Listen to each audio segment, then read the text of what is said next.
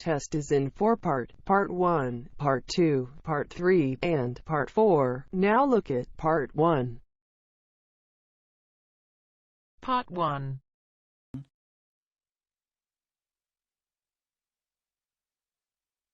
You will hear a woman phoning about an event at a botanic garden. First, you have some time to look at questions 1 to 6.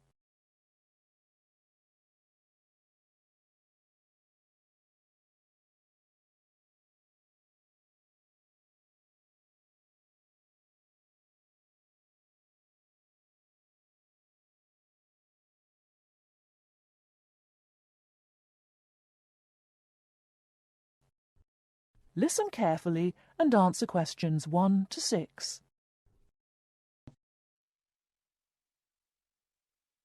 Good morning, you're through to the treehouse at the Botanic Garden. How can I help? Oh, hello. I'd like to book a place on the, Japanese floral art workshop. Ah, yes. Do you mean our workshop on the 16th? No, it's on the 6th. Saturday the 6th. Ah, yes. Got it up here on screen now. Japanese Floral Art Workshop. That's great. You're just in time. We're nearly full. 12 people have already booked a place, and this workshop is limited to 15 participants. It's one of our most popular workshops. In fact, it's the 5th one we've run. And this is the last one this term. There won't be another workshop until next year now. Oh, great. Thanks a lot. And can I just check the start time? It says on the leaflet I've got here that it begins at 12:30. That's right. It finishes at 1:30. Most of our other workshops are only half an hour long, but this one is longer. In fact, we're thinking of running some longer ones in the future. Oh, I see. Well, I'm really glad it lasts for a full hour. I don't think I would be able to come up with any kind of floral arrangement in less time than that, and certainly not in 30 minutes. Me neither. Now, one more thing. The workshop itself is free, but we're asking participants to pay £5 each just to cover the cost of the floral supplies. That's fine. Now, before I book you a place, I'll just give you some information about what'll happen on the day. Basically, it's a real hands-on workshop, so you'll be making your own floral arrangement that you can take home afterwards. That's great. I'm really looking forward to that. Now, a couple of important things. Please remember to bring scissors or cutters to the workshop. Unfortunately, we only have a limited number of pairs to lend people who forget them on the day. Last year, some participants ended up using penknives, which are not at all suitable for floral arranging. Right. I'll make a note of that. And you'll also need to bring your own container. Do you mean a bag, that sort of thing? No, you need a shallow container. Basically, it has to be shallow with a wide base, so that you can use it to work on your arrangement. It can be pottery, wood, plastic, whatever you like. Oh, of course. I see. I'm sure I can find something suitable. And when you arrive for the workshop, ask for Elizabeth Macmillan. She's leading the event. She's a really experienced workshop leader. She's been running the event for us for many years, so you'll certainly be in good hands. That's good to know. Now you have some time to look at questions 7 to 10.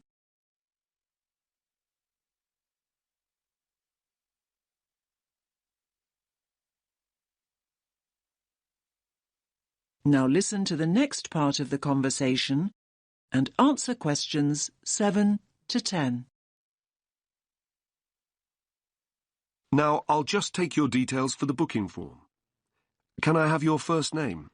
Yes, it's Lubna. Lubna. Can you spell that for me? Lubna. And your surname? Awan. Is that Awam? No, it's an N at the end. Thank you. And a contact number, just in case we need to get in touch with you before the workshop. Yes, it's 0759 830 5321. Thanks. That's all the information we need. So that's you booked in. Oh, actually, just one more thing.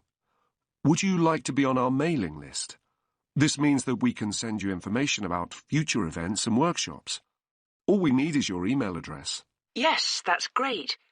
My email address is lawan25@yahoo.com. OK, I'll just read that back. LAWAN25@yahoo.com. Yes, that's correct. OK, I'll pop all your details on the system and we'll see you at the workshop next weekend. Thanks a lot for your help. Bye.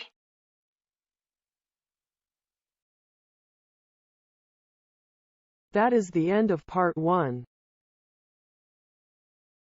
You now have half a minute to check your answers.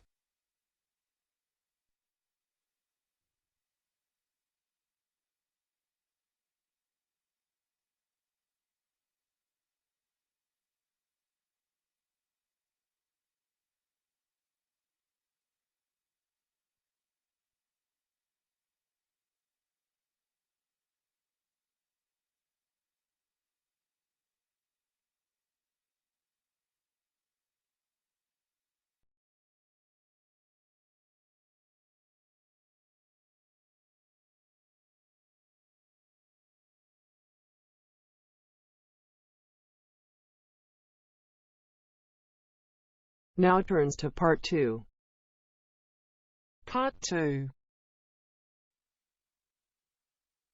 You will hear the head teacher of a school giving a talk to parents about some new classrooms. First, you have some time to look at questions 11 to 14.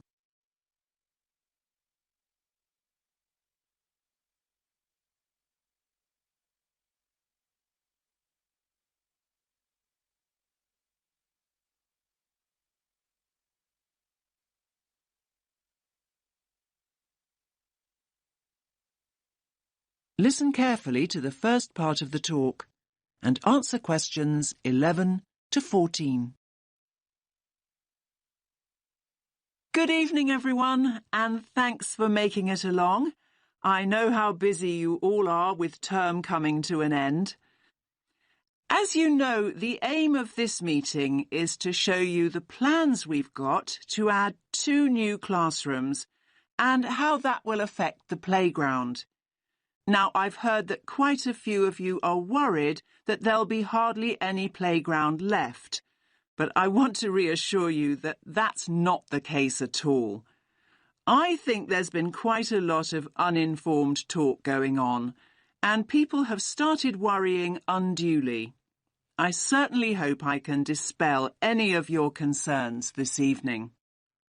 Firstly, I have a plan of what the school should look like, which I'll project onto the screen. The school governors and the developers want to hear your feedback before making final decisions. Your feedback's very important. When I've gone through the plan with you, you can ask questions and we'll discuss those queries in detail. There'll be plenty of time to tell us what you think over the coming weeks. And once the plans are a little more developed, they'll be available online.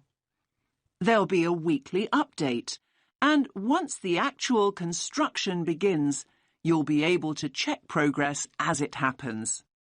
Personally, I'm very happy with where we've got to. I knew we had to have the extra space, but I must admit I worried long and hard about what we might have to sacrifice for it. The developers have certainly convinced me that we've made the right decision.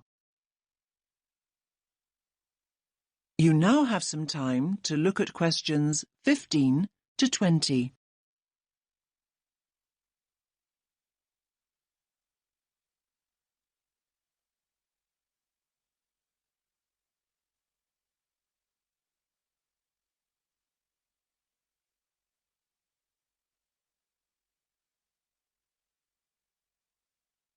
Now listen to the rest of the talk and answer questions 15 to 20. Right, can everyone see the plan now? Good. Let's start at the Balfour Road entrance, since that's where most of you come and go from. The Farley Road entrance and lower playground won't be affected at all. Now, as you come into the top playground, the two new classrooms will be on the right. There'll be a new gate, and the steps down will be rebuilt. There'll be a ramp for disabled visitors too. On the plan here, only the parts of the building affected by the plans are shown. I'll explain why the hall is marked on later.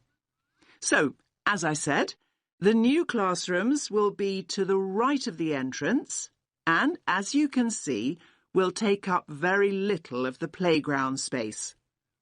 We feel the Year 6 children need their own area away from the younger children. So, this one on the left of the two rooms will be the new Year 6 classroom. As you can see, there's no direct entrance from the playground. The plan is to include a small entrance area here from the playground for coats and boots and so on. Entrance to the classroom will be from that area. There'll also be an additional entrance to the hall from this cloakroom, so children will be able to get to the hall from two different directions, from inside the main building and from the new entrance area. I hope that's clear. Now, as you all know, the hall doubles up as the cafeteria at lunchtime. One of the rumours I heard was that we're planning to dispense with the cafeteria and open up a snack bar. I can categorically state that replacing healthy school meals with a snack bar is not remotely in our thoughts. The other new classroom, that's the one with the playground entrance here, is going to be an exciting new venture for us. That's because its principal use will be for the preschool and after-school clubs. More and more parents want that facility outside school hours, and we need a dedicated space to run these activities. I think there were also worries about the nursery school, though I'm not really sure why, to be honest with you. I can tell you now that the whole area on the other side of the main school building will be totally unaffected. The nursery will continue operating as it does now. There will be a couple of smaller constructions, modernisation work really, down here on the other side of the top playground. Cycling into school is getting more and more popular, so we're replacing the old bike sheds with a brand new bicycle bay. There'll be space for 60 bikes. The children's toilets will also be modernised, and the children will be able to enter them from inside the school building rather than from the playground as they do now. There'll be brand new staff toilets in that part of the building too, I'm pleased to say. So, I hope that's at least started to allay a few fears. Take a few minutes to look at the plan that I'll get out of the way. Then I'll answer a few questions if you have any. Does that make sense to you?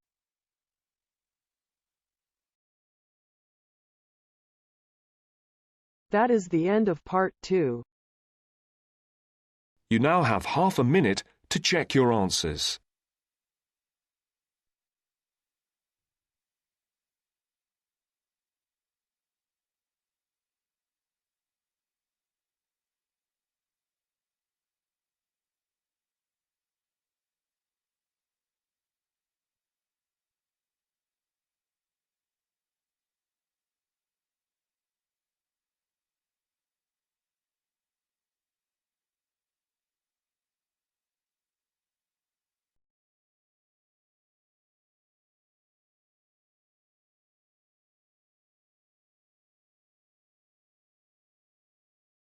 Now turns to part 3. Part 3. You will hear two students talking about reading. First, You have some time to look at questions 21 to 24.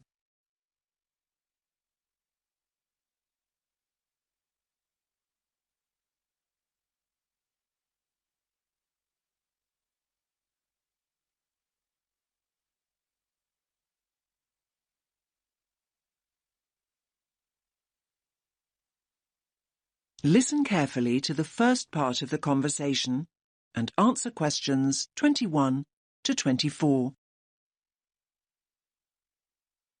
Hi, Milena. How's your research for your assignment going? Which assignment, Josh? The one on sustainable transport. It's due in on Friday. Oh, I've not nearly finished it.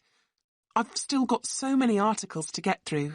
In fact, I need to read another 2 books on the reading list before I can even think about writing it up. It doesn't help that I'm a really slow reader. Well, why don't you practice speed reading, just like me? Oh, let me into your secret.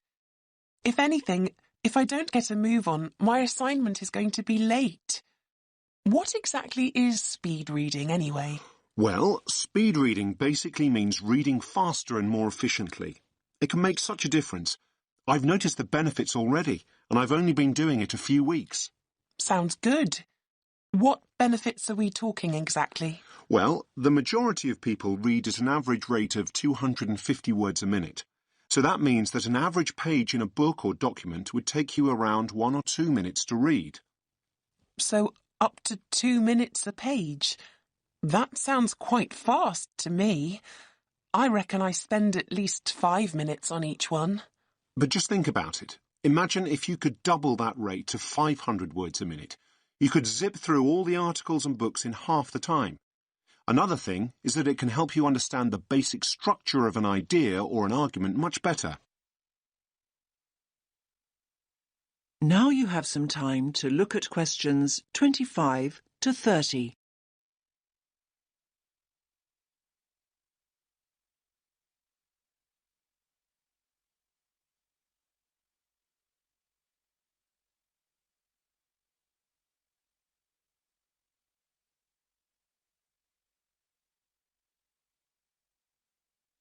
Now listen to the next part of the conversation and answer questions 25 to 30. You make speed reading sound like some kind of sport. Well, actually, speed reading is a bit like playing sport. I like to think it's similar to running. Running? Much too fast for me. I'm more of a jogger.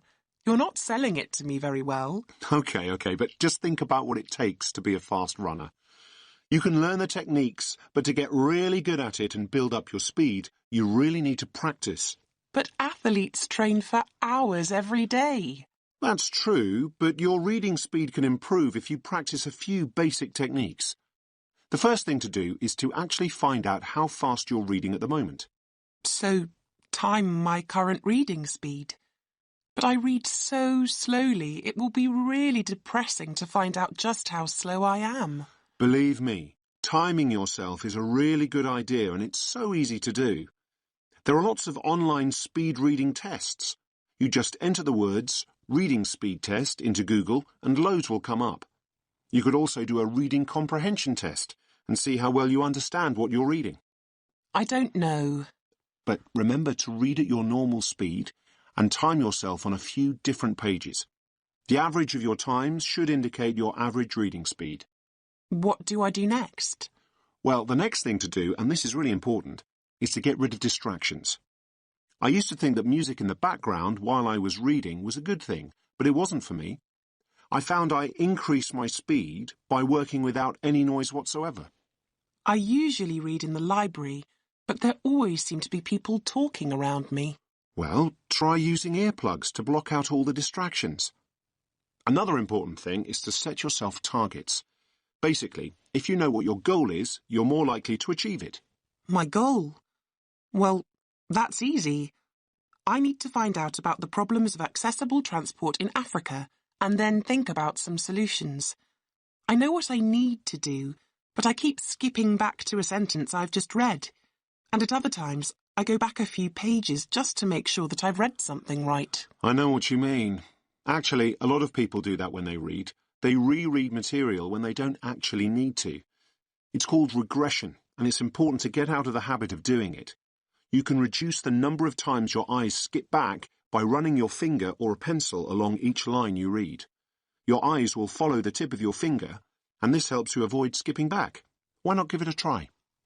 Yes, I think I'll give it a go. But I suppose the first thing to do is find out what my reading speed is. What a thought!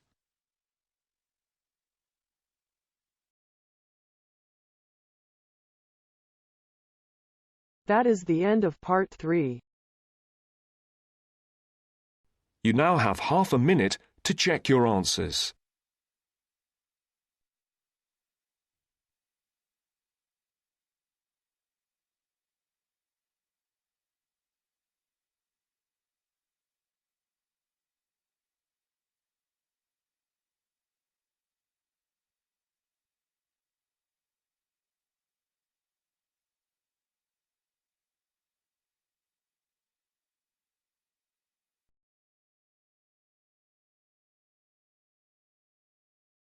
Now turns to part 4. Part 4. You will hear part of a lecture about the film director Alfred Hitchcock. First, you have some time to look at questions 31 to 40.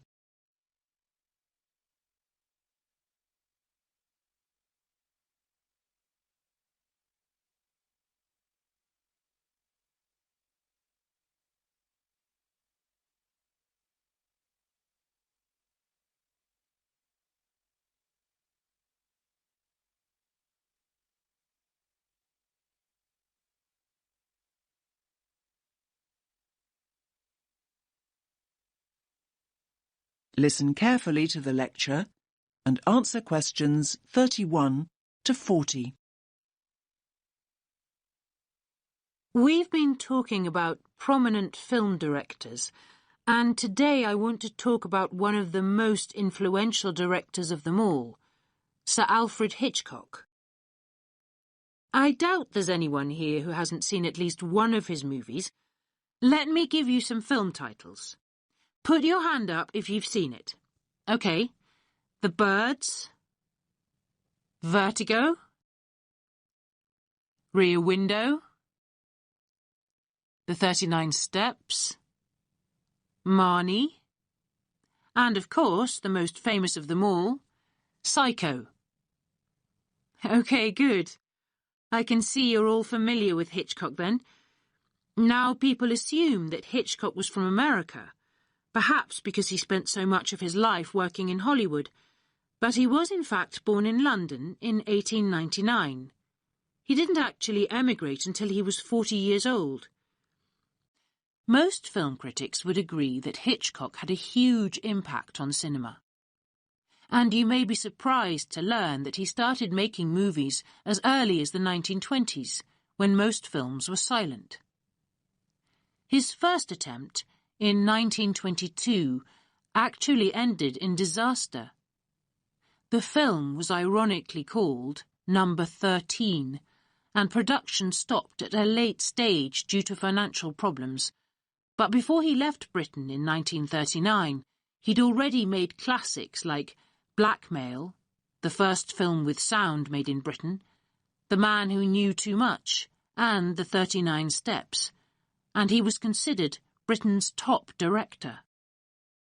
So why was Hitchcock so influential? To start with, he pioneered techniques, especially in the genre of the psychological thriller. He was known as the master of suspense. During a career that spanned more than half a century, Hitchcock created a distinctive, perhaps unique style. One of his innovations was to use a camera the way a person watching would. This gave filmgoers the sense that they were voyeurs rather than just viewers. He exploited camera angles and used innovative editing techniques to build suspense and maximize anxiety. His eye for detail was astonishing. Did you know that the famous scene in Psycho in which Marion is murdered in the shower took a whole week to film? Yes, a scene little more than a minute long. There were around 60 camera positions, and the set had to constantly be deconstructed and reconstructed. Today, that kind of almost obsessive perfection simply wouldn't be cost-effective. A week filming one scene would blow the budget.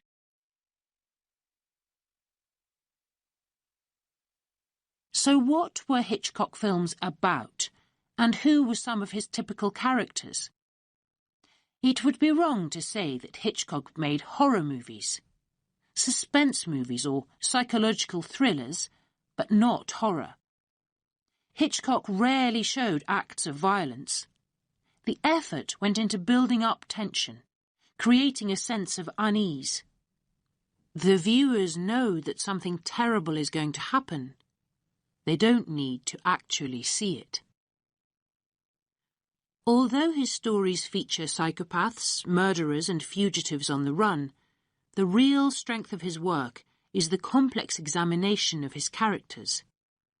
His movies borrow many themes from psychoanalysis, so it's not surprising that his masterpiece is called Psycho. However, a recurring theme in Hitchcock's stories is the twist ending. That's when the story ends in the way viewers least expect it to. I mean, the good guy turns out to be the bad guy, for example. Think of Psycho. It's the element of surprise that makes the end so creepy. Now, Hitchcock's movies feature many other elements of surprise. Daring elements, in fact. Again, I'll refer to Psycho. Marion is the principal character, and it is her that the viewer relates to and empathizes with. Marion has stolen money, and the viewer wants to know if she will get away with her crime or be caught and punished. Suddenly, a third of the way into the story, Marion is murdered and the entire dynamic changes.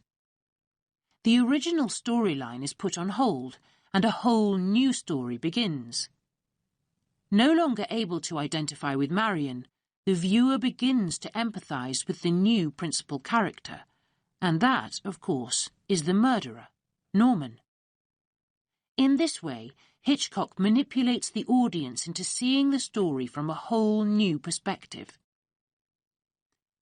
Did you know that Hitchcock played a small part in each of his movies? He always had a cameo role, and this was a very clever move, as it helped him become known. Filmgoers could put a face to the director. Some might even say that before Hitchcock, the director was a far less significant individual in the filmmaking process. Nowadays, however, people go to see a particular director's movie regardless of who's starring in it.